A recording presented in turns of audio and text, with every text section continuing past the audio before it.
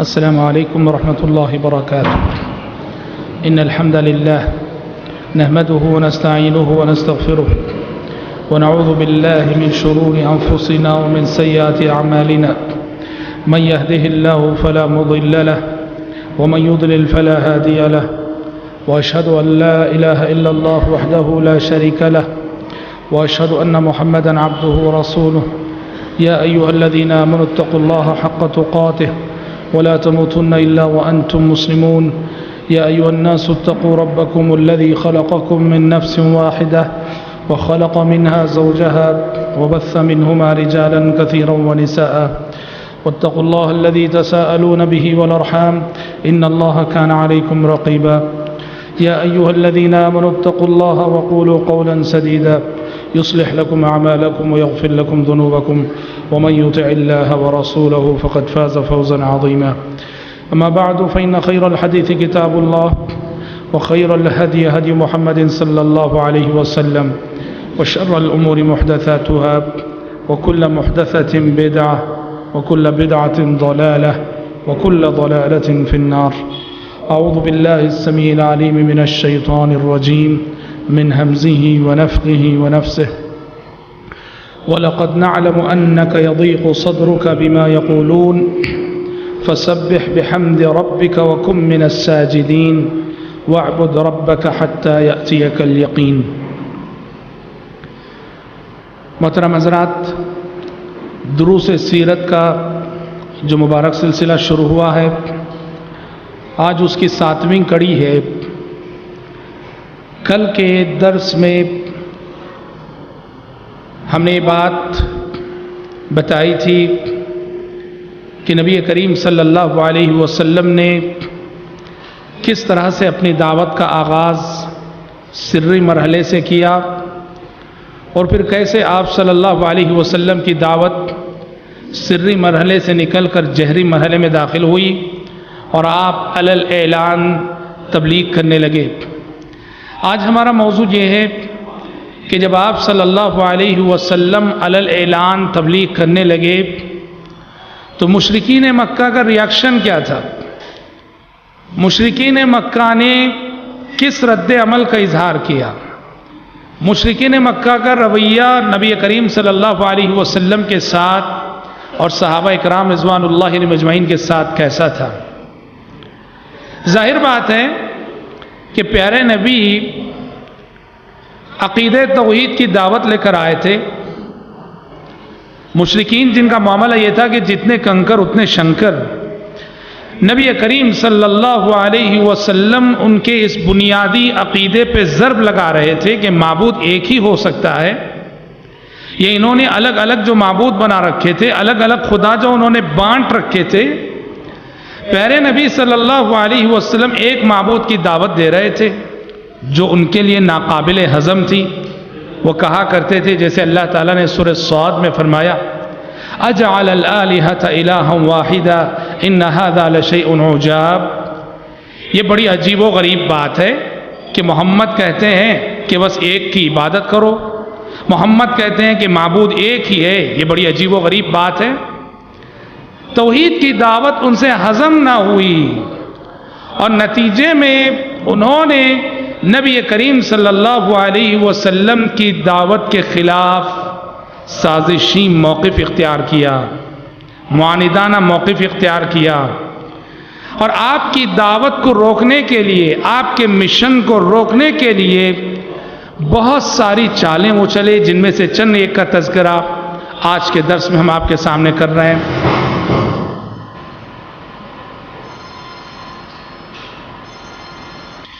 مشرکین مکہ نے ایک چال یا ایک اسلوب نبی کریم صلی اللہ علیہ وسلم کی اس دعوت کا مقابلہ کرنے کے لیے یہ اپنایا، یا پھر ان کا رد عمل اس شکل میں ظاہر ہوا کہ انہوں نے نبی کریم صلی اللہ علیہ وسلم کی ذات کو اپنے مذاق کا موضوع بنا لیا. آپ صلی اللہ علیہ وسلم کی ذات ان کے مذاق، ان کے استہزاء کا موضوع تھی.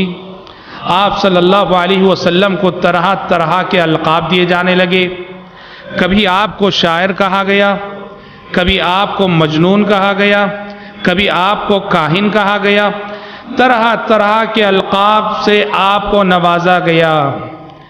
جب بھی آپ گزرتے وہاں ان کی نظروں کے سامنے سے، وہ آپ کی ذات کو تنقید کا موضوع بناتے، آپ کی ذات پہ غلط قسم کے تبصرے کرتے۔ اور قرآن مجید کہتا ہے ان تبصروں کو سن کر پیارے نبی کو بڑی تکلیف ہوتی، آپ بڑے غمزدہ ہوتے، آپ بڑے رنجیدہ دل ہوتے۔ ظاہر بات ہے کہ بشر تھے، انسان تھے۔ قرآن نے کہا وَلَقَدْ نَعْلَمُ أَنَّكَ يَضِيقُ صَدْرُكَ بِمَا يَقُولُونَ، اے پیغمبر ہم خوب جانتے ہیں کہ مشرکین مکہ جو کچھ کہہ رہے ہیں، ان کی تنقیدوں کو سن کر، ان کے طعنوں کو سن کر، ان کے تبصروں کو سن کر آپ کو دلی تکلیف ہو رہی ہے، آپ کا سینہ گھٹ رہا ہے، آپ کا دل تنگ ہو رہا ہے، ہم خوب جانتے ہیں۔ علاج کیا ہے؟ علاج یہ ہے فَسَبِّحْ بِحَمْدِ رَبِّكَ۔ جب بھی کوئی کافر آپ کی ذات پہ تبصرہ کرے، آپ کی ذات کو تنقید کا موضوع بنائے، سبحان اللہ کہہ دیا کیجئے، اللہ تعالیٰ کے حمد الحمدللہ کہہ دیا کیجئے، وَكُم مِّنَ السَّاجِدِينَ، اور عبادت کیجئے، رکوع کیجئے، سجدہ کیجئے، اللہ کی عبادت کر کے اللہ سے قریب ہو جائیے۔ اللہ تعالیٰ سے یہ قربت آپ کے زخموں پر مرہم رکھے گی۔ بھائیوں، پتہ چلا ایک بات کہ اگر آپ دعوت و تبلیغ کے میدان میں اترتے ہیں، دین کی خدمت کے لیے اپنے آپ کو وقف کرتے ہیں، تو بہت کچھ سننے کے لیے تیار رہنا۔ یہ انسان آسانی سے بات مانتے نہیں ہیں، آسانی سے بات سنتے نہیں ہیں۔ پیغمبر جن کے اخلاق سب سے مثالی، جن کا کردار سب سے بلند، اور جو سبحان اللہ کردار کی اتنی خوبیاں رکھتے تھے، جب پیغمبر بچ نہ سکے لوگوں کی تنقیدوں سے، لوگوں کے طعنوں سے، لوگوں کے تبصروں سے، بتاؤ کون ہے جو بچ سکتا ہے؟ جو بھی خدمت کے لیے اترے گا، تبلیغ کے میدان میں کام کرے گا، دعوت و تبلیغ کے میدان میں اترے گا، ضروری ہے کہ اسے لوگوں کی جانب سے بہت کچھ سننا پڑے گا۔ اور دوسرے الفاظ میں اگر ہم کہیں، ہمیں اپنی شخصیت کو بھلا کر میدان دعوت میں اترنا ہے۔ ہم بڑے باپ کے بیٹے رہیں گے، ہم بڑے عزت والے خاندان سے تعلق رکھنے والے رہیں گے، ہماری بڑی عزت ہوگی، بہت کچھ ہوگا، لیکن دعوت و تبلیغ کے میدان میں اگر کام کرنا ہے، سب کچھ بھلا کے اترو۔ یہ انبیاء ہیں، یہ رسول ہیں، جنہیں مجنون کہا دنیا نے، پاگل کہا دنیا نے، بے وقوف کہا دنیا نے، احمق کہا دنیا نے۔ انبیاء اور رسول کو، پیغمبروں کو دنیا نے بخشا نہیں، تو ظاہر بات ہے قیامت تک آنے والے کسی بھی داعی مبلغ کو بخشا نہیں جائے گا۔ بہت کچھ سننے کا حوصلہ لے کر میدان دعوت میں اترو۔ یہ موسیٰ علیہ السلام ہے، جن کو ان کی قوم بنو اسرائیل نے کتنا ستایا۔ قرآن مجید نے کہا یا ایھا الذین آمنوا لا تکونوا کالذین آذوا موسیٰ فبرأہ اللہ مما قالوا وکان عند اللہ وجیہا۔ اے ایمان والو، اس قوم بنو اسرائیل کی طرح نہ ہو جاؤ، اس قوم بنو اسرائیل جیسے نہ ہو جاؤ جس نے اللہ کے پیغمبر موسیٰ علیہ السلام کو بڑی تکلیف دی، بہت ستایا۔ تو پتہ چلا کہ دعوت و تبلیغ کا کام ایک ایسا کام ہے جہاں میری اور آپ کی شخصیت تنقیدوں کا موضوع بنے گی۔ کبھی ہمت نہیں ہارنا، اللہ سے قریب ہونا، اللہ سے جڑے رہنا۔ لوگوں کی تنقیدیں، لوگوں کے تبصرے ہمیں نقصان نہیں پہنچا سکتے۔ تو مشرکین مکہ نے ایک تو یہ کیا کہ جب پیارے نبی پہ نظر پڑی، طعن و تشنیع کے تیر چلانا، اَلْقِیَ الذِّکْرُ عَلَیْہِ مِن بَینِنَا۔ اچھا، اللہ تعالیٰ کو اس کے سوا کوئی نہیں ملا کہ نبی بنانے کے لیے؟ اللہ تعالیٰ کو اس کے سوا کوئی نہیں ملا کہ رسول بنانے کے لیے؟ طنز بھرے جملے، طنز بھرے تیر آپ صلی اللہ علیہ وسلم پہ وہ لوگ چلاتے تھے۔ آپ صلی اللہ علیہ وسلم اللہ کے خاطر سب برداشت کرتے تھے۔ حضرات، ایک طریقہ، ایک اسلوب مشرکین مکہ نے یہ اپنایا کہ پیارے نبی جب بھی قرآن مجید پڑھا کرتے، قرآن مجید کی تلاوت کرتے، انہوں نے ایک پلاننگ کے تحت کہا کہ قرآن مجید جب بھی محمد پڑھیں تو لوگوں کو سننے نہ دو، لہٰذا جہاں قرآن پڑھا جا رہا ہو جا کے خوب ہنگامہ کرو، شور کرو۔ اللہ تعالیٰ نے کہا وَقَالَ الَّذِينَ كَفَرُوا لَا تَسْمَعُوا لِهَذَا الْقُرْآنِ وَالْغَوْا فِيهِ لَعَلَّكُمْ تَغْلِبُونَ، کافروں نے کہا اس قرآن کو نہ سنو اور نہ سننے دو، اس لیے کیا کرنا ہے؟ خوب شور کرو، ہنگامہ کرو کہ تلاوت کی آواز کسی کے کانوں میں نہ پڑے۔ اور اتنا ہی نہیں، قرآن کی اسلوب کی طرف لوگ جب راغب ہو رہے تھے، قرآن کو سننے والے جب لوگ متاثر ہو رہے تھے، نضر بن حارث جو نبی کریم صلی اللہ علیہ وسلم کا سخت ترین دشمن تھا، وہ کیا کیا؟ وہ شام گیا، شام کے مارکیٹ گیا بزنس کے سلسلے میں، وہاں سے قصے کہانیوں کی کتابیں لے کر آیا، پرانے بادشاہوں کے قصے، اور لوگوں سے کہتا تھا کہ لوگوں، محمد کے قرآن سے یہ کہانیاں زیادہ اچھی ہیں، محمد کے کلام سے یہ قصے زیادہ مفید ہیں، انہیں پڑھا کرو، انہیں سنا کرو۔ تقسیم کرتا تھا کہانیوں کی کتابیں۔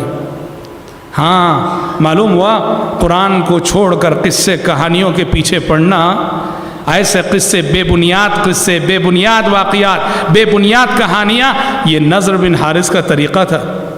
اسی کے سلسلے میں آسمان سے وحی نازل ہو گئی، وَمِنَ النَّاسِ مَن يَشْتَرِي لَهْوَ الْحَدِيثِ لِيُضِلَّ عَن سَبِيلِ اللَّهِ، کچھ لوگ ایسے ہیں جو بیکار کی باتیں خرید کر لاتے ہیں، بیکار کی باتیں یعنی بیکار کی کتابیں، بیکار کے قصے، بیکار کی کہانیاں، کہ ان قصوں اور کہانیوں کے ذریعے سے لوگوں کو اللہ کی کتاب سے دور کر دیں، اللہ کی کتاب سے جو ہے بہکا دیں۔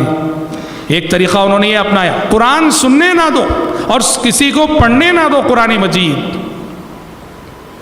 آپ صلی اللہ علیہ وسلم ان تمام باتوں کی پرواہ کیے بغیر آپ آگے بڑھتے رہے، دعوتی کام آپ کا جاری رہا، دعوتی سفر آپ کا جاری رہا۔ تو ایک مرتبہ بڑے بے بس ہو کر مشرکین مکہ نے یہ طے کیا کہ ایسا کرتے ہیں کہ نبی کے چچا ابو طالب سے جا کے شکایت کرتے ہیں، اس لیے کہ ابو طالب کافر تھے، مشرک تھے، پر ہمارے نبی کا پورا ساتھ دے رہے تھے، ہمارے نبی کا پورا تعاون کر رہے تھے، بھتیجے تھے، تو بھتیجے ہونے کی حیثیت سے ابو طالب نبی کریم صلی اللہ علیہ وسلم کے ساتھ ان کی ہمدردیاں تھیں اور وہ پوری طرح تعاون کر رہے تھے۔ مشرکین مکہ کا وفد اور مشرکین مکہ کا قافلہ ابو طالب کے پاس آیا اور آ کے کہا کہ اے ابو طالب، تمہارے بھتیجے محمد نے حد کر دی، ہمارے خداؤں کو برا بھلا کہہ رہا ہے، وہ رشتہ داری میں پھوٹ ڈال رہا ہے، وہ ہم آپ کی خاطر چپ ہیں، اے ابو طالب اپنے بھتیجے کو نصیحت کیجئے، سمجھا لیجئے۔ پیارے نبی ابو طالب نے پیارے نبی کو بلا کے سمجھانے کی کوشش کی، تو پیارے نبی نے اس وقت صلوات اللہ وسلام علیہ نبی کریم صلی اللہ علیہ وسلم نے وہ تاریخی جواب دیا تھا، فرمایا تھا، سیرت کی کتابیں کہتی ہیں کہ اے چچا، کہا کہ چچا جان، اللہ کی قسم یہ لوگ میرے سیدھے ہاتھ میں سورج اور بائیں ہاتھ میں چاند لا کر رکھ دیں اور چاہیں کہ میں اس کام سے رک جاؤں، تب بھی میں اس کام سے رکنے والا نہیں۔ اس سے آپ کا عزم ظاہر تھا، آپ کا پختہ ارادہ ظاہر تھا، آپ کا یقین ظاہر تھا۔ کہا کہ دنیا لاکھ کوشش کر لے اور دنیا ناممکنات کو ممکنات میں تبدیل کر لے کہ میں اس کام سے رک جاؤں، تبلیغ سے رک جاؤں، میں کبھی دعوت و تبلیغ سے رکنے والا نہیں۔ چچا ابو طالب نے پیارے نبی کی یہ استقامت دیکھی تو چچا ابو طالب نے کہا، بھتیجے محمد جا، جو چاہے کر، میں زندگی میں کبھی تیرا ساتھ نہیں چھوڑوں گا، زندگی میں کبھی تیرا ساتھ نہیں چھوڑوں۔ ایک بہت بڑا سبق یاد رکھنا، بہت بڑا سبق اس سے معلوم ہو، کیا جانتے ہیں کہ بعض کافر ایسے ہوتے ہیں جو کافر رہتے ہوئے اسلام کا ساتھ دیتے ہیں، مسلمانوں کا ساتھ دیتے ہیں، دعوت و تبلیغ میں مدد کرتے ہیں۔ ابو طالب کے کیریکٹر سے، ابو طالب کے کردار سے یہ سبق ملتا ہے کہ دعوت و تبلیغ کے میدان میں اگر غیر مسلم مدد کرنے کے لیے تیار ہو، اس کی مدد لی جا سکتی ہے۔ کیسے؟ ہماری اگر سیاسی زندگی کو لے کر کہیں، کوئی ہندو ایم ایل اے ہوتا ہے، کوئی ہندو ایم پی ہوتا ہے، اسے ووٹ کی ضرورت ہوتی ہے. اب وہ ووٹ کی خاطر وہ ہر طرح سے مسلمانوں کا ساتھ دینے کے لیے تیار ہوتا ہے. مذہبی معاملے میں، دینی معاملے میں ایسوں کا ساتھ لینا چاہیے. ابو طالب کافر رہتے ہوئے نبی کی مدد کرتے رہے، اور آسمان سے آنے والی وحی نے کبھی آپ صلی اللہ علیہ وسلم کو روکا نہیں. اور میں آپ کو بتاؤں گا سیرت میں ایسے کتنے پروف ملتے ہیں، کتنے ثبوت ملتے ہیں کہ جہاں اسلام کے لیے غیر مسلم اور کافر کی مدد لینے کو جائز قرار دیا گیا. انشاءاللہ آگے بھی کئی مثالیں آئیں گی. تو ابو طالب، ہمیں ہمارے سماج، ہمارے معاشرے کے ابو طالب کو ڈھونڈنا ہے. ہندوستان جیسے ماحول میں اگر آپ چاہتے ہیں، ہم چاہتے ہیں کہ دعوت کا کام کامیابی سے ہو، یہ نہ سمجھو کہ سارے ہندو ایک جیسے، نہیں. یہ نہ سمجھو کہ سارے غیر مسلم ایک جیسے، نہیں. یہ نہ سمجھو کہ سارے ہندو RSS کی ذہنیت رکھنے والے ہیں، نہیں. یہ نہ سمجھو کہ سارے ہندو فرقہ پرست ہیں، نہیں. اس سماج میں، اس معاشرے میں ڈھونڈو، آپ کو کتنے ابو طالب ملیں گے اس سماج کے اندر، جو ہیں تو ہندو اسلام کا ساتھ دینے کے لیے تیار ہیں تو ہندو مسلمانوں کی مدد کرنے کے لیے تیار ہیں. اور خصوصاً ہم آپ کو بتا دیں، SC/ST سے تعلق رکھنے والے جو غیر مسلم رہبر ہیں، رہنما ہیں، میں اس یقین اور دعوے کے ساتھ اس لیے کہہ رہا ہوں کہ ایسے غیر مسلمین سے میں خود ملا ہوا ہوں جو تمل ناڈو کے بعض علاقوں میں خود غیر مسلم ہیں، لیکن ہمارے دعات اور مبلغین کا پورا ساتھ دیتے رہے دعوت و تبلیغ کے سلسلے میں. جب بھی ہمارے دعات گئے، ویلکم کیا، استقبال کیا، ان کی مدد کر ہیں. غیر مسلم مگر مدد کر رہے ہیں توحید کی نشر و اشاعت کے سلسلے میں. اور ہم آپ کو بتائیں، حدیث میں پیارے نبی نے بات فرمائی بھی ہے کہ ما بعث اللہ نبیا قط الا فی منعۃ من قومہ. اللہ تعالیٰ نے اس دنیا میں جتنے بھی پیغمبر بھیجے، رسول بھیجے، تو اللہ تعالیٰ نے اس پیغمبر کو سیکیورٹی بھی فراہم کی، تحفظ بھی فراہم کیا. اور یہ سیکیورٹی کون، کس کی؟ خود اس نبی کے قوم کے لوگ جو کافر ہوتے، غیر مسلم ہوتے، مگر خاندانی عصبیت کی بنیاد پر نبی اور پیغمبر کا ساتھ دیا کرتے تھے. شعیب علیہ السلام نے جب اپنی قوم میں تبلیغ کی، دعوت کا کام کیا، تو ان کی قوم کے لوگوں نے کیا کہا جانتے ہیں؟ کہا کہ وَلَوْلَا رَحْتُكَ لَرَجَمْنَاكَ. وَلَوْلَا رَحْتُكَ، کہا کہ اے شعیب، تمہارا قبیلہ، تمہارا خاندان نہ ہوتا نا تو ہم کبھی کہ تمہیں پتھروں سے مار مار کے ختم کر دیتے. تمہارے کنبے قبیلے کے ڈر سے ہم خاموش ہیں. شیخ سعدی رحمۃ اللہ علیہ، سعودی عرب کے جانے مانے مفسر، انہوں نے اس آیت سے استدلال کیا ہے. کہا کہ اللہ تبارک و تعالیٰ بسا اوقات اپنے مومن بندوں کی حفاظت کافروں کے ذریعے سے کر لیتا ہے. اللہ اکبر. مسلمانوں کی حفاظت کافروں کے ذریعے سے کر لیتا ہے. اور حدیث میں پیارے نبی نے فرمایا بھی ہے، صریح حدیث ہے، آپ نے فرمایا ان اللہ تعالی لیؤید هذا الدین بالرجل الکافر الفاجر. اللہ تعالیٰ کا ایک قانون یہ ہے کہ کبھی کبھی اللہ اپنے دین کی مدد کس سے لیتا ہے؟ اللہ تعالیٰ اپنے دین کی مدد کبھی کافر سے بھی لے لیتا ہے، کبھی فاسق و فاجر سے بھی دین کی مدد لے لیتا ہے. بہت بڑی بات ہے. تو لہٰذا ابو طالب کا جو رول تھا، ابو طالب کا جو کردار تھا، ہمارے سماج، ہماری سوسائٹی میں میرے بھائیوں جو غیر مسلم ہیں، ہمیں ہمارے سماج اور ہماری سوسائٹی کے ابو طالب کو ڈھونڈنے کی ضرورت ہے، جس کی مدد سے، جس کے تعاون سے دعوت و تبلیغ کے راستے میں آنے والی دشواریاں اللہ کے فضل و کرم اور اس کی توفیق سے حل ہوتی ہیں. اچھا، ابو طالب کے پاس جانے کے بعد بھی جب بات نہ بنی اور پیارے نبی دعوت و تبلیغ سے رکے نہیں، تو بلاخر مشرکین مکہ کمپرومائز پر اتر آئے. مفاہمت، آپ دیکھیے، آپ اس حیثیت سے سنیے کہ جو شخص بھی دعوت و تبلیغ کے میدان میں کام کرے گا، کیسے کیسے چیلنجز آ سکتے ہیں، کیسی کیسی مشکلات آتی ہیں، کن کن صورتوں میں چیلنجز آتے ہیں. جی، جب دیکھا کہ بات نہیں بن رہی ہے، مفاہمت پر اتر آئے، کمپرومائز پر اتر آئے. کیا مفاہمت، کیا کمپرومائز؟ انہوں نے چاہا کہ جب محمد نہیں رک رہے ہیں صلوات اللہ وسلم علیہ، تو ایسا کرتے ہیں کہ محمد سے کمپرومائز کرتے ہیں. اچھا کیا کمپرومائز, کیا مفاہمت؟ پیارے نبی کے پاس گئے, جا کے کہا کہ محمد چلو, جب تم رکنے والے نہیں ہو. تو ایسا کرتے ہیں کہ 1 سال ہم تمہارے معبود کی عبادت کرتے ہیں, جس اللہ کی طرف تم بلا رہے ہو, چلو 1 سال ہم تمہارے اللہ کی عبادت کرتے ہیں. بس مکے کے ماحول کو, یہاں کی الفت کو, یہاں کی محبت کو باقی رکھنے کے لیے تم 1 سال تم بھی ہمارے خداؤں کی عبادت کر لینا, کچھ لو اور کچھ دو. آسمان سے فوراً وہی نازل ہو گئی, وَدُّوا لَوْ تُدْهِنُ فَيُدْهِنُونَ وَلَا تُطِعْ كُلَّ حَلَّافٍ مَّهِينٍ. اے پیغمبر یہ چاہتے ہیں کہ آپ ذرا ڈھیلے ہو جائیں, ہرگز ہرگز ایسا نہ کرنا. اور اسی وقت یہ آیت نازل ہو گئی, قُلْ يَا أَيُّهَا الْكَافِرُونَ لَا أَعْبُدُ مَا تَعْبُدُونَ وَلَا أَنْتُمْ عَابِدُونَ مَا أَعْبُدُ وَلَا أَنَا عَابِدٌ مَا عَبَدتُّمْ وَلَا أَنْتُمْ عَابِدُونَ مَا أَعْبُدُ لَكُمْ دِينُكُمْ وَلِيَ دِينِ.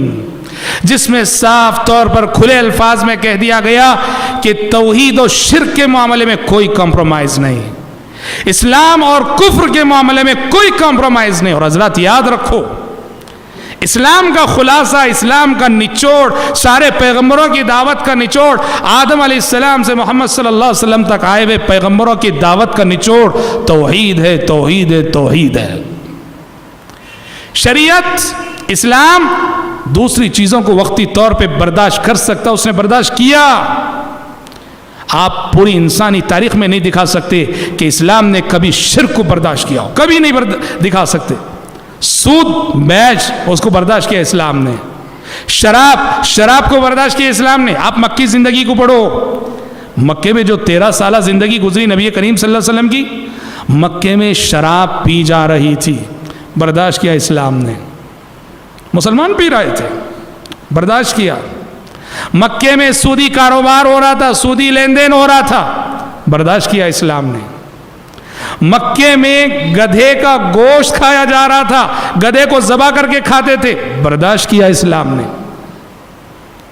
سود حرام ہوا مدینہ جانے کے بعد, گدھے کا گوشت حرام ہوا مدینہ جانے کے بعد, شراب حرام ہوئی مدینہ جانے کے بعد.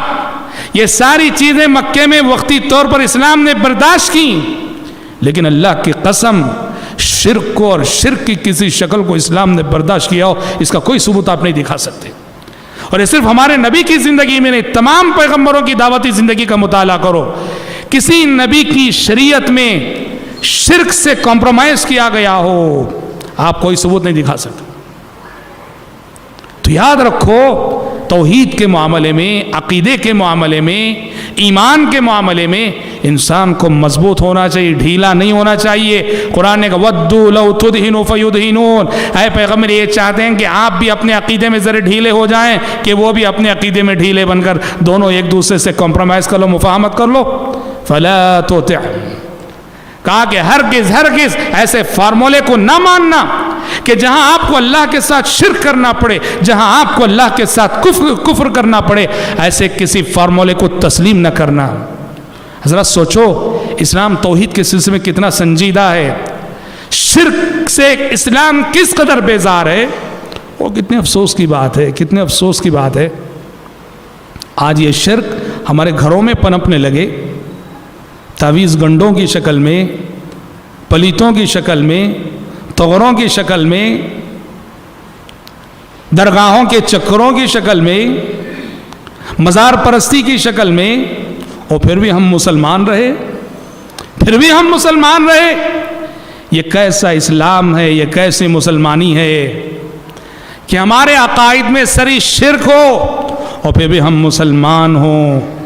علامہ الطاف حسین حالی کا وہ قصیدہ بار بار یاد آتا ہے اور بار بار پڑھنے کو دل کرتا ہے, جو آج سے 50-100 سال قبل مسلمانوں کی صورتحال دیکھ کر انہوں نے کہا تھا, کرے غیر گر بت کی پوجا تو کافر, جو ٹہرائے بیٹا خدا کا تو کافر, کواکب میں مانے کرشمہ تو کافر, جھکے آگ پر بہر سجدہ تو کافر, مگر مومنوں پر کشادہ ہیں راہیں, پرستش کرے شوق سے جس کی چاہیں, نبی کو جو چاہیں خدا کر دکھائیں، اماموں کا رتبہ نبی سے بڑھائیں، شہیدوں سے جا جا کے مانگے دعائیں، مزاروں پہ جا جا کے نظریں چڑھائیں، نہ توحید میں کچھ خلل اس سے آئے، نہ اسلام بگڑے نہ ایمان جائے۔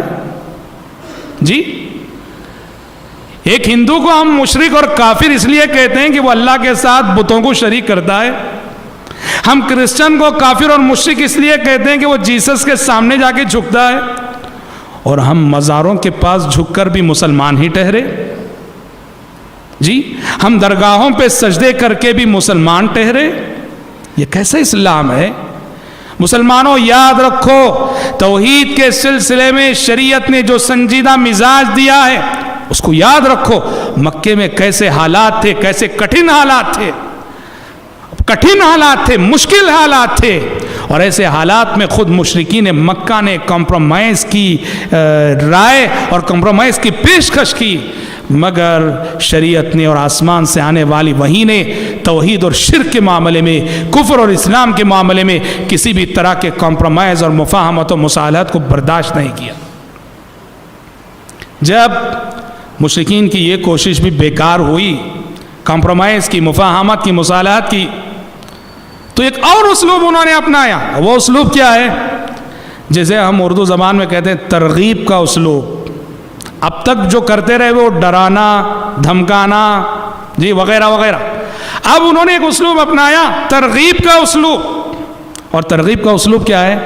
انہوں نے چاہا کہ پیارے نبی کو اتنا نوازیں، اتنا دیں کہ آپ درہم و دینار کی آزمائش میں مبتلا ہو کر دعوت و تبلیغ سے باز آ جائیں۔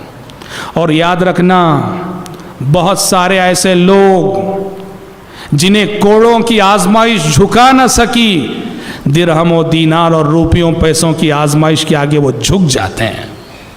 یاد رکھنا، یہ بہت خطرناک آزمائش ہوتی ہے۔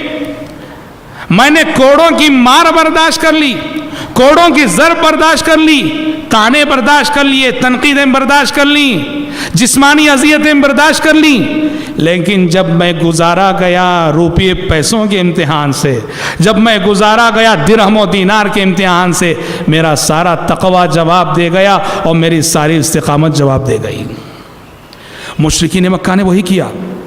جب کوئی تدبیر کام نہیں آئی، انہوں نے کہا چلو اس راستے سے جاتے ہیں، محمد کو پوچھیں گے کہ وہ کیا چاہتا ہے، اور وہ جو چاہتا ہے محمد کو دیں گے ہم، تاکہ وہ رک جائے اس دعوت سے۔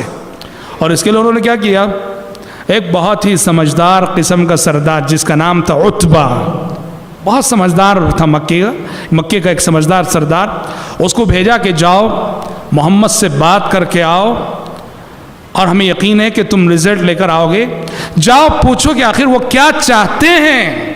عتبہ آیا، آگے اس نے بڑی لمبی چوڑی تقریر کی پیارے نبی کے سامنے، بڑی لمبی، بڑے سمجھانے کے انداز میں کہا کہ محمد کیا ہو گیا آخر تم کو، کتنی عزت تھی ہمارے درمیان تمہاری، کتنے محترم تھے ہمارے درمیان تم، یہ جب سے تم نے نئی دعوت شروع کی ہے، ایک اللہ کی بات شروع کی ہے، تمہاری عزت لوگوں کے دلوں سے جاتی رہی، تمہارا احترام لوگوں کے دلوں سے جاتا رہا، سوسائٹی اور سماج میں تمہارا مقام اور مرتبہ گھٹ گیا، آخر بتاؤ چاہتے کیا ہو؟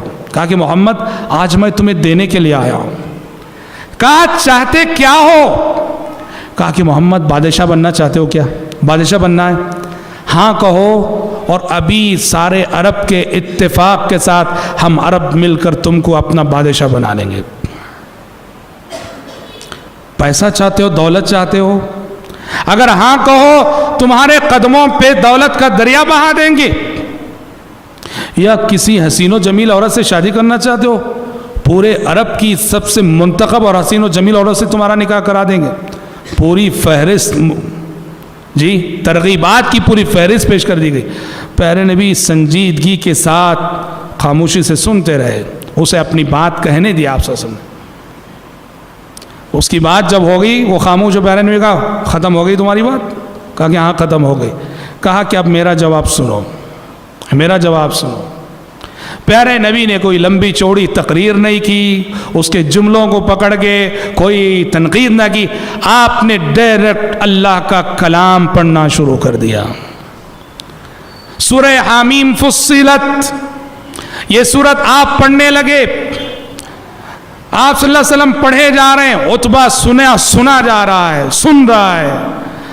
جیسے جیسے آپ پڑھ رہے ہیں عتبہ کے چہرے کا رنگ بدل رہا ہے، چہرہ بدل رہا ہے، اور جب آپ اس آیت پہ پہنچے تو عتبہ کا صبر و قرار جواب دے گیا، اس سے برداشت نہ ہو سکا۔ جب آپ اس آیت پہ پہنچے فَإِنْ أَعْرَضُوا فَقُلْ أَنذَرْتُكُمْ صَاعِقَةً مِثْلَ صَاعِقَةِ عَادٍ وَثَمُودَ، کہ اے پیغمبر، یہ مکے والے اگر آپ کی بات نہیں مانتے تو آپ ان سے کہہ دیجئے کہ تیار ہو جاؤ، قوم عاد اور قوم سمود پہ جیسا عذاب آیا تھا ویسا عذاب تم پہ آنے والا ہے۔ اس آیت پہ جب پہنچے عتبہ نے فوراً آپ کے منہ پہ ہاتھ رکھ دیا، کہا محمد بس کرو بس کرو، اس سے آگے مت بڑھو، اس لیے کہ وہ کافر تھا مگر جانتا تھا کہ محمد صلی اللہ علیہ وسلم جو کہتے ہیں وہ ہو کے رہتا ہے، جو کہتے ہیں وہ ہو کے رہتا ہے۔ اگر آپ عاد و سمود جیسے عذاب سے ڈرا رہے ہیں، وہ عذاب آ جائے گا۔ اس نے منہ پہ ہاتھ رکھ دیا، کہا محمد بس کرو، رک جاؤ، اور سیدھے اٹھا چل دیا۔ ساری قوم باہر کھڑی منتظر تھی کہ عتبہ بڑا سمجھدار نوجوان ہے، کوئی نہ کوئی رزلٹ لے کر آئے گا۔ اور جب دور سے عتبہ کو آتے دیکھا، اس کا چہرہ دیکھا، تو سارے لوگوں نے کہا ارے محمد کا جادو عتبہ پہ بھی اثر کر گیا، سمجھانے گیا تھا سمجھ کر لوٹا، منوانے گیا تھا مان کے لوٹا۔ حضرات بہت بڑا سبق، کیا سبق؟ پیارے نبی کا مشن تھا، آپ دعوت و تبلیغ کے میدان میں جو سامنے والا کافر ہوتا، مشرک ہوتا، لمبی چوڑی تقریریں نہیں کرتے۔ ہم کیا کرتے ہیں آج؟ ایک غیر مسلم کے آگے بڑی موٹی کتابیں دیتے ہیں، کہاں ہے اس کے پاس وقت، اتنی فرصت کا ہے کہ آپ کی موٹی کتاب پڑھ سکے؟ اللہ کے بندوں کو ڈائریکٹ اللہ کا کلام سناؤ اور دیکھو کہ ان کے دل کیسے بدلتے ہیں، اور اسی کو قرآن مجید نے جہاد کبیر قرار دیا ہے۔ کافر کو قرآن سنانا یہ سب سے بڑا جہاد ہے۔ سورہ فرقان میں اللہ تعالیٰ نے کہا فَلَا تُطِعِ الْكَافِرِينَ وَجَاهِدْهُمْ بِهِ جِهَادًا كَبِيرًا، اے پیغمبر کافروں کی بات نہ مانیے اور اس قرآن کو لے کر اس قرآن کے ذریعے سے جہاد کبیر کیجئے، بڑا جہاد کیجئے۔ مکی زندگی میں پیارے نبی کو تلوار نہیں دی گئی، مکی زندگی میں پیارے نبی کو رائفل نہیں دی گئی، مکی زندگی میں پیارے نبی کو کوئی ہتھیار نہیں دیا گیا۔ پوری مکی زندگی کے 13 سال نبی کا ہتھیار بس اللہ کا کلام قرآن مجید تھا۔ مشرکین کی ساری سازشوں کا جواب یہ قرآن ہے، مشرکین کے سارے طعنوں کا جواب یہ قرآن ہے، مشرکین کی ساری چالوں کا جواب یہ قرآن ہے، مشرکین کی ساری تدبیروں کا جواب یہ قرآن ہے، مشرکین کی ساری پلاننگ کا جواب یہ قرآن ہے۔ کہا اے پیغمبر کافروں کی بات نہ مانیے اور اس قرآن کو لے کر ان کافروں سے بڑا جہاد کیجئے۔ اسی لیے پیارے نبی ڈائریکٹ قرآن سناتے تھے، اور قرآن چونکہ اللہ کا کلام ہے، رب کا کلام ہے، وہ اللہ کے بندوں کے دلوں کو جھنجھوڑ کے رکھ دیتا ہے۔ ایک ایک آیت اس کی زندگیوں کو بدل کے رکھ دیتی ہے۔ آپ کہیں گے مکے والے چونکہ عربی دان تھے، عربی جانتے تھے، اس وجہ سے وہ لوگ قرآن سنتے تو متاثر ہوتے، جو لوگ عربی نہیں جانتے ان کو ہم قرآن سنائیں گے تو کیا فائدہ؟ میں سمجھتا ہوں کہ جو لوگ دعوتی میدان میں اترے ہیں اور عملاً انہوں نے غیر مسلمین کے آگے قرآن پیش کیا، وہ خوب جانتے ہیں قرآن کا ایک معجزہ یہ بھی ہے، یہ کتاب زندہ معجزہ ہے، اور اس کا ایک معجزہ یہ بھی ہے کہ اللہ اکبر، اس کلام کو وہ لوگ جب سنتے ہیں جنہیں عربی کا ایک حرف نہیں معلوم، عربی کا ایک لفظ نہیں معلوم، تو واللہ ان کے دل اس طرح متاثر ہوتے ہیں، کوئی خیالی بات نہیں کرتا۔ ایک ثبوت میں دیتا ہوں، میڈراس میں ایک فلم ایکٹر، تمل فلموں میں کام کرنے والے ایک بزرگ 75 برس کے مسلمان ہو گئے۔ میں نے ان سے پوچھا ڈائریکٹ کیسے مسلمان ہوئے؟ وہ تمل بولتے تھے، میں اردو میں پوچھ رہا تھا، درمیان میں ٹرانسلیٹر تھا۔ میں نے کہا کیسے مسلمان ہوئے آپ؟ کس چیز نے آپ کو متاثر کیا؟ کیا جواب دیا جانتے ہیں انہوں نے کہا کہ آپ کے دائی میرے پاس پہنچتے، لمبی چوڑی تقریر کرتے، نصیحت کرتے، ان کی بات کا کوئی اثر میرے دل پہ نہیں ہوتا تھا، لیکن گفتگو کے درمیان جب کبھی وہ قرآن کی آیتیں پڑھتے تھے تو میرا دل بے حد متاثر ہوتا تھا، حالانکہ مجھے نہیں معلوم کہ ان آیتوں کا ترجمہ کیا ہے، تفسیر کیا ہے، معنی کیا ہے۔ کہا بارہا ایسا تجربہ ہوا کہ جب بھی گفتگو کے درمیان قرآن کی آیت وہ پڑھتے، میں محسوس کرتا کہ میرا دل پگھل رہا ہے۔ میں نے کہا کہ اس کلام کے سچے ہونے کی سب سے بڑی دلیل یہی ہے، میں سمجھ نہیں رہا ہوں اور یہ کلام میری آنکھوں سے آنسو بہا رہا ہے، سمجھ جاؤں تو کیا ہوگا، مسلمان ہو گئے۔ اور حضرات ویسے بھی آج کل قرآن مجید کے تراجم، قرآن مجید کے ٹرانسلیشن جو ہے مختلف دنیا کی زبانوں میں آ چکے ہیں۔ دعوت و تبلیغ کے میدان میں مدعو کو آپ قرآن سنائیے، قرآن پڑھائیے۔ کوئی کرسچن ہے، سورہ مریم کھولیے، سورہ مریم کا دوسرا رکوع پڑھائیے اس سے، واللہ اگر وہ سمجھ کر پڑھے گا متاثر ہوئے بغیر نہیں رہ سکتا۔ آخرت اور قیامت کا نقشہ جن آیتوں میں کھینچا گیا، وہ آیتیں سنائیے، وہ آیتیں پڑھوائیے۔ اس قرآن کا معجزہ ہے کہ اس کی ایک ایک آیت زندگیوں کو بدل کے رکھ دیتی ہے۔ اسی لیے پیارے نبی مکے کے 13 سال میں آپ کا مشن یہی تھا، یتلو علیہم آیاتہ، اللہ کے بندوں کو اللہ کا کلام سنانا۔ دیکھیے ڈاکٹر ضیاء الرحمن اعظمی صاحب، آپ جانتے ہیں ڈاکٹر ضیاء الرحمن اعظمی جو کبھی بانکی رام تھے، یو پی کے ایک گھرانے میں، برہمن گھرانے میں پیدا ہوئے۔ آج وہ کہاں ہیں؟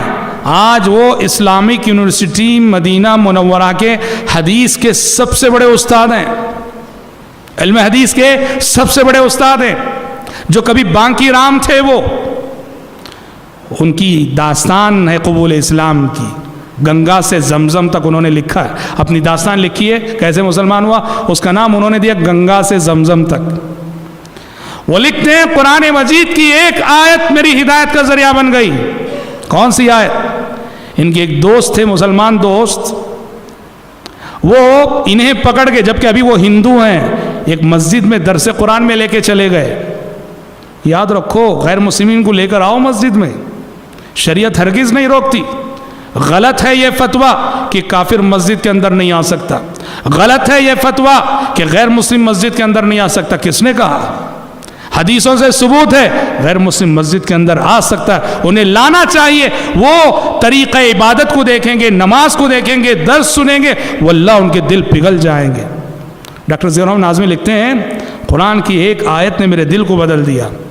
جس طرح درس قرآن کی مجلس میں وہ شریک ہوئے تو وہاں درس ہو رہا تھا سورہ عنکبوت کی آیت، مثل الذین اتخذوا من دون اللہ اولیاء کمثل العنکبوت اتخذت بیتا وان اوہن البیوت لبیت العنکبوت۔ جن لوگوں نے اللہ کے ساتھ شریک بنا لیے، اللہ کو چھوڑ کر اور خدا بنا لیے، ان کی مثال اس مکڑی کی سی ہے جو گھر بناتی ہے، اور دنیا بھر کی مخلوقات جو گھر بنا اس میں سب سے کمزور گھر مکڑی کا گھر ہوتا ہے۔ شرک کی مثال، مشرک کی مثال، بالکل مکڑی کا جو گھر، جالے کا اتنا کمزور گھر، اسے نہ گرمی سے بچاتا ہے نہ سردی سے بچاتا ہے، اور ہمیشہ سب کی نظروں میں رہتا ہے، ایک جھاڑو مارنے سے ختم ہو جاتا ہے۔ کہا کہ مشرک بھی ایک ایسے عقیدے میں پناہ لیتا ہے جو عقیدہ کہ اس کی حفاظت نہیں کر سکتا، اسے بچا نہیں سکتا۔ تو ڈاکٹر صاحب لکھتے ہیں اس ایک آیت کا درس میں نے سنا، میرا دل پگھل گیا اور مجھے یوں لگا کہ یہ میرے عقیدے کی تصویر بیان کر رہی ہے آیت۔ تو حضرات، عتبہ کو پیارے نبی نے لمبی چوڑی تقریر کے ذریعے جواب دینے کے بجائے ڈائریکٹ جو قرآن سنایا، اس سے پتہ چلتا ہے کہ دعوت و تبلیغ کے میدان میں کامیابی اور رزلٹ جلد سے جلد آپ چاہتے ہیں تو رب کے بندوں کو رب کا کلام سناؤ، اللہ کے بندوں کو اللہ کا کلام سناؤ۔ اس کلام کے مضامین، اس کلام کی آیتیں زندگیوں کو بدل کر رکھ دیں گی۔ اور حضرات، ایک اور اسلوب جو انہوں نے اسلام کی تبلیغ کو روکنے کے لیے، نبی کریم صلی اللہ علیہ وسلم کی دعوت کو روکنے کے لیے ایک اور طریقہ جو انہوں نے اپنا، وہ کیا تھا؟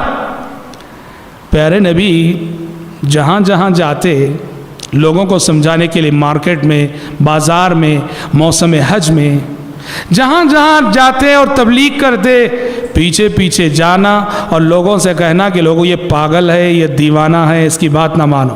اور اس میں سب سے آگے کوئی دوسرا نہیں، آپ کا اپنا چچا ابو لہب سب سے آگے تھا.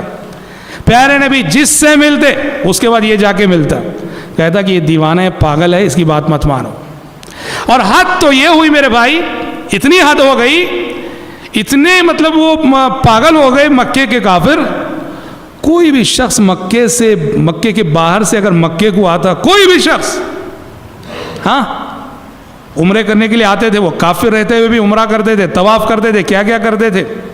کوئی بھی شخص مکہ آتا سیدھے اس کے پاس جاتے اور جا کے کہتے دیکھو یہاں ایک شخص آیا ہے جس کا نام محمد ہے، اس کی باتوں نے اچھوں کو جو گمراہ کر دیا ہے.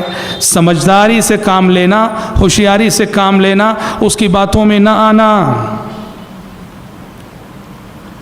یہ جو لوگوں کو جا کے کہتے تھے کہ ایک دیوانہ آیا ہے، پاگل آیا ہے، اس کی بات نہ ماننا، وہ غلط باتیں کہتا ہے، تو لوگ جو سنتے تھے وہ کہتے چلو دیکھتے ہیں یہ دیوانہ کون ہے. ہاں جی چلو دیکھتے ہیں دیوانہ کون ہے. جاتے تھے تو محمد صلی اللہ علیہ وسلم کے دیوانے بن کے لوٹتے تھے صلوات اللہ وسلم علیہ. یاد رکھو، یہ بات یاد رکھنا، حق کی صفت ہے یہ. حق کے خلاف دنیا جتنی سازشیں کرے گی، حق کے خلاف دنیا جتنے اعلانات کرے گی، حق کے خلاف دنیا جتنے اشتہارات لگائے گی، یہ سب حق کی تبلیغ کا ذریعہ بنے گی. یہ سب اعلانات حق کی تبلیغ کا ذریعہ بنیں گی، یہ سب سازشیں. اور دعوت و تبلیغ کی تاریخ بتاتی ہے اسلام کی آدھی تبلیغ اگر دعات اور مبلغین کی کوششوں سے ہوئی ہے تو آدھی تبلیغ دشمنوں کے پروپیگنڈوں سے ہوئی ہے الحمدللہ. اس لیے کبھی دشمنوں کے پروپیگنڈوں سے پریشان نہ ہونا. یہ جو کہتے ہیں محمد صلی اللہ علیہ وسلم ٹیررسٹ ہیں، یہ جو کہتے ہیں قرآن ٹیررزم کی کتاب ہے، یہ جو کہتے ہیں کہ اسلام ٹیررزم سکھانے والا مذہب ہے، واللہ ان کی یہ ساری تحریریں، ان کے یہ سارے نعرے اسلام کی تبلیغ کا ذریعہ بنیں گے واللہ. طفیل آئے، طفیل بن عمر دوسی، قبیلہ دوس کے جانے مانے شاعر، بہت بڑے شاعر، عرب میں بڑی عزت تھی ان کی، بڑا نام تھا ان کا. مکہ آئے. مشرکین مکہ کو پریشانی ہوئی کہ کہیں طفیل پر محمد کا جادو نہ اثر کر جائے. سارے لوگ گھیر لیے طفیل کو، گھیر کے کہا دیکھو طفیل تم بڑے سمجھدار انسان ہو، بڑے عزیز انسان ہو، بڑے محترم انسان ہو، بڑے اچھے شاعر ہو. یہاں ایک شخص پیدا ہوا ہے، اس کا نام محمد ہے، اس کی باتوں نے اچھوں کو گمراہ کر دیا ہے. طفیل مکہ کعبہ جاتے ہوئے ہوشیار رہنا، اس کے کلام کو، اس کی باتوں کو نہ سننا. طفیل کہتے ہیں پہلے تو میں ان لوگوں کی باتوں کو سن کر دونوں کانوں میں روئی رکھ لیا، خانہ کعبہ میں داخل ہونے سے پہلے روئی رکھ لیے کہ کہیں وہ آواز نہ ٹکرا جائے تلاوت قرآن مجید کی. کہتے روئی رکھ کے مکے میں خانہ کعبہ میں داخل ہوا. کہتے میرے ضمیر نے مجھے ملامت کی، کہا کہ یہ کیا کر رہے ہو تم خود ایک سمجھدار انسان ہو، اچھائی و برائی میں تمیز تم خود کر سکتے ہو، حق اور باطل میں فرق تم خود کر سکتے ہو. یہ کیا ہے کہ لوگوں کی بات سن کے، دنیا والوں کی بات سن کے تم نے خود کو بہرا کر لیا ہے؟ آخر سننے میں کیا حرج ہے؟ چلو سن کے دیکھتے ہیں کہ کون صاحب ہیں، کیا کہتے ہیں. روئی نکالی. پیارے نبی خانہ کعبہ سے نکل کے گھر جا رہے تھے، پیچھے پیچھے گئے، پیارے نبی سے ملاقات ہوئی. کہا کہ کون ہیں آپ اور کیا کہتے ہیں آپ، کیا دعوت ہے آپ کی؟ اور پیارے نبی کا معمول تھا، آپ کوئی لمبی چوڑی تقریر نہیں، آپ تو ڈائریکٹ قرآن سناتے تھے. طفیل کو بھی آپ نے قرآن سنایا. اللہ اکبر. ایک مجلس میں قرآن سنا اور مسلمان ہو گئے صلوات اللہ وسلم. مکے والوں کے لیے یہ خبر ایک بڑے حادثے سے کم نہ تھی، اور بجلی گرنے کی مانند یہ خبر مکے والوں پہ گری کہ طفیل بھی آخر مسلمان ہو گئے.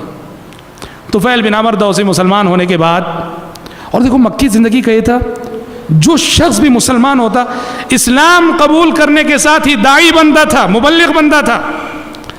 سمجھ رہے ہیں؟ ابو بکر مسلمان ہوئے، جیسے کہ ہم نے سری دعوت میں مسلمان ہوتی وہ داعی بن گئے. ان کی کوششوں سے حضرت عثمان، حضرت سعد بن ابی وقاص، حضرت طلحہ بن عبید اللہ، حضرت عبد الرحمن بن عوف رضی اللہ عنہ مسلمان ہوئے. ادھر طفیل نے کلمہ پڑھا، ادھر پیارے نبی نے کہا طفیل اب تمہاری ذمہ داری ہے داعی بن کر جاؤ اور اپنے قبیلے دوس میں کام کرو. ان کے قبیلے کا نام تھا قبیلے دوس. حضرت طفیل گئے, جا کر کام کیا, محنت کی کوشش کی, ایک شخص بھی مسلمان نہ ہوا, ایک آدمی بھی مسلمان نہ ہوا. اپنی قوم پہ انہیں بہت غصہ آیا اور پیارے نبی کی خدمت میں آئے. بخاری کی حدیث ہے, ابو ہریرہ راوی ہے کہ پیارے نبی کی خدمت میں آگے طفیل نے کہا یا رسول اللہ ان دوسا قد عصت وابت فادع اللہ علیہ. کہا اللہ کے نبی میرا جو قبیلہ قبیلہ دوس ہے, بہت کوشش کی میں نے, بہت سمجھایا, اس نے میری بات نہیں مانی, نافرمانی کی, دین اسلام کو قبول نہیں کیا. لہٰذا میں آپ کی خدمت میں درخواست لے کے آیا ہوں کہ بد دعا کیجئے میرے قبیلے پر, اللہ اس قبیلے کو غارت کرے جس نے حق کو جھٹلایا ہے. پیارے نبی نے ان کی یہ درخواست سنی, سیدھے اٹھ کھڑے ہوئے, ہاتھ اٹھا دیے, قبلہ رو ہو گئے. لوگوں نے کہا ہلاکو, لوگوں نے کہا پیارے نبی نے ہاتھ اٹھا دیے, پیارے نبی قبلہ رو ہو گئے, اب تو قبیلے دوس کی تباہی کا وقت آ گیا, ابھی بد دعا ہوگی وہ غارت ہو کے رہ جائے گا. پیارے نبی نے کہا اللہم اہدی دوسا وأت بہم, پروردگارا قبیلے دوس کو ہدایت دے دے اور انہیں مطیع و فرما بردار بنا کر میری خدمت میں لے آ.